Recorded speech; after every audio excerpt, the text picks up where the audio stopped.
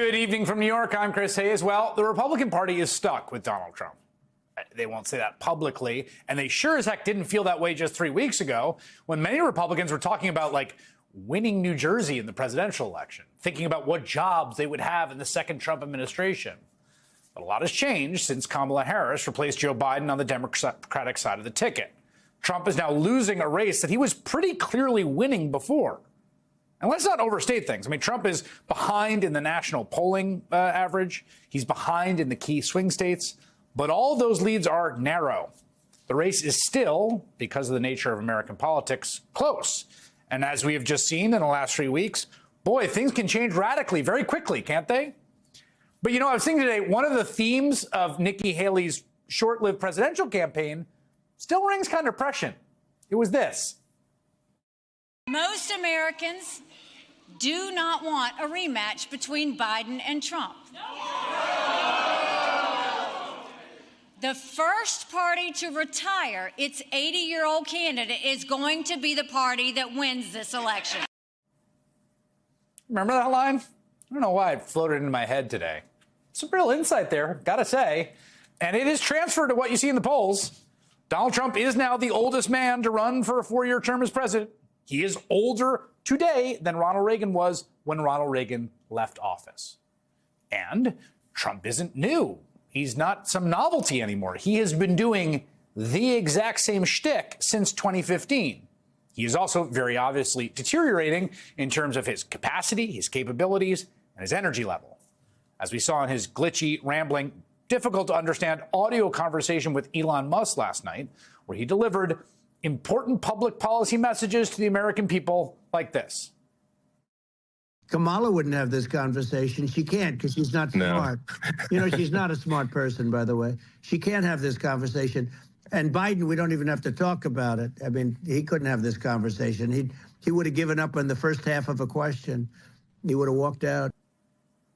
That appearance, if you want to call it that, was the culmination of a 3-week stretch in which Trump still attacked Biden, even kind of weirdly wrote this fanfic about him coming back to the race. He's not running against him, just for the record. He also, over the weekend, spread this downright ludicrous and comical, at some level, conspiracy theory, falsely claiming the Harris campaign crowd sizes, which everyone saw with their own eyes, including the people who were there, had been completely fabricated using AI. He suggested that Kamala Harris only became a black person recently, which is a racist lie, but also weird, the product of a brain that's been scrambled like eggs. Donald Trump is the same guy he's always been, and yet Republicans, I mean, God bless them, still think he's capable of being someone else entirely. Now, I have to say, it's 2024, been doing this for a little bit. I have personally covered hundreds of new tone for Donald Trump news cycles over all these years.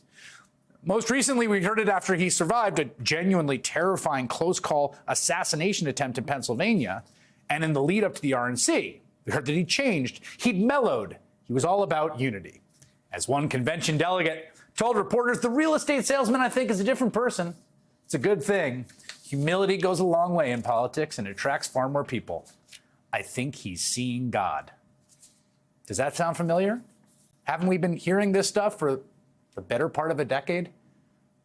He became president of the United States in that moment, period. He did something tonight that you cannot take away from him. He became president of the United States. You saw that humanity, you saw that unity on display. I think you're going to see a lot of reporters talking about the moment President Trump became presidential once again. It seems like with every serious address he does, we saw it with his first address to Congress last year, it's about how he acted.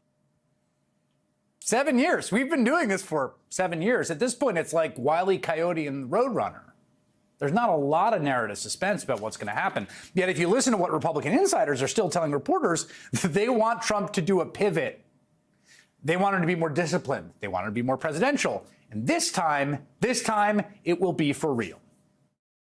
You've got to make this race not on personalities. Stop questioning the size of her crowds and start questioning her position when it comes to what did she do as Attorney General on crime. Don't wander off. Don't call her stupid and all kinds of names. Stay on message. The winning formula for President Trump is very plain to see. It's fewer insults, more insights, and that policy contrast. We can help our candidates at every level by speaking the truth to them respectfully.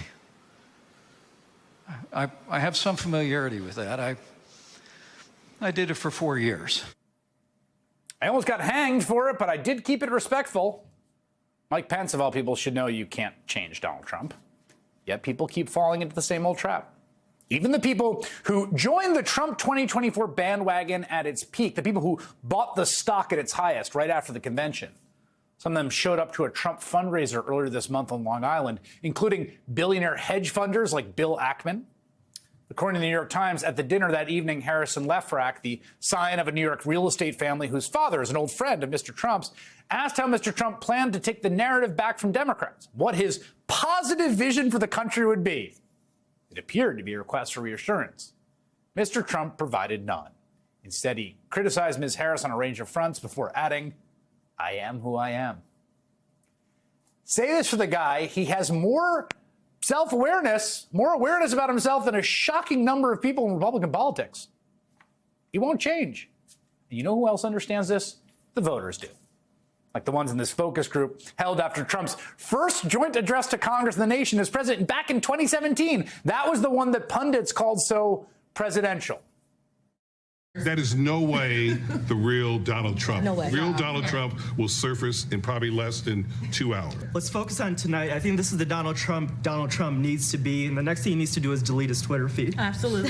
How many of you don't like what he does on Twitter? Raise your hands. How many of you voted for him and don't like what he does on Twitter? Do you even have Twitter if you voted for him? Do you have Twitter? Because that's where you're going to see your real president. If you don't have Twitter, you cannot defend Donald Trump.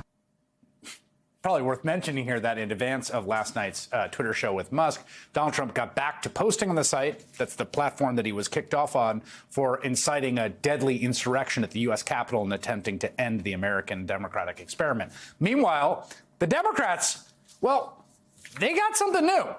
They have an open horizon in front of them as they enter a convention united with a popular, energetic ticket, a messaging opportunity we have not seen in our lifetimes. The Republicans, they got the same horse they've been riding since 2015. Jamelle Bouie is an opinion columnist for the New York Times. His column today is titled "What the Republican Party Might Look Like If Trump Loses." Don Favreau is a former head speechwriter for President Obama. He's a co-founder of Crooked Media, where he co-hosts the podcast Pod Save America, and they both join me now. Jamelle, there was a lot in that Times piece. The Hamptons, the scene at the Hamptons fundraiser with the rich folks being like, so what's the positive message here? And him being like, what are you talking about? I am who I am. I just thought, I don't know if like people are willfully blind to this or they're lying to themselves or lying to other reporters. But like, as you write in your column, he is who he is. We all know who he is.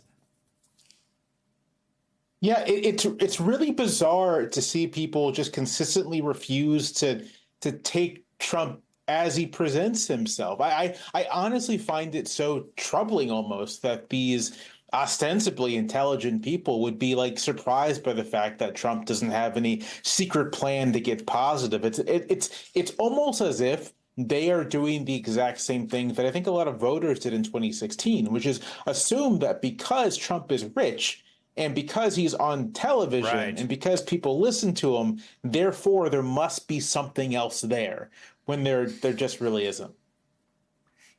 John, this was we found this. He was at a rally, I think, in Pennsylvania on July 31st, which, again, like, I don't think of him as a particularly self-aware person, but he can weirdly be sort of self-aware. And I think actually to the degree that he does have some genuine political talent, which he certainly does, it partly grows out of this strange self-referential. But this is what he had to say at a rally when he was telling people back then, like, I'm not doing the unity shtick. Take a listen. You know, when I got hit, everybody thought I was going to be a nice guy. And they thought I changed. Remember, just before the Republican convention? They all said, Trump is going to be a nice man now. He came close to death. And I really agreed with that for about 8 hours or so. And then I realized they were trying to put me in prison for doing absolutely nothing wrong. I mean, it's totally perfect. I mean, he's true to who he is, right? He is angry. He is filled with grievance. I also think that he believes that an angry Trump is more effective and more true to his message than a nicer Trump who wants unity, because what he's trying to tell people is that the system is all screwed up, our institutions are broken, the country's a horrible place, and you need to be angry about that, and you need someone who's angry who's going to take the system down. So I think that he's always running in a Republican primary. That's his whole shtick, right? Like, he doesn't know how to reach out to moderate voters. He doesn't know how to reach out to the middle. He won in 2016 because he barely got the Republican Party, unified, and he got turnout up a little bit, and then he kept it close in 2020. But he's never really made a move in these last 7 years to win over undecided, persuadable voters. And so he thinks that the angry shtick is who he is, and he thinks it's going to work for him.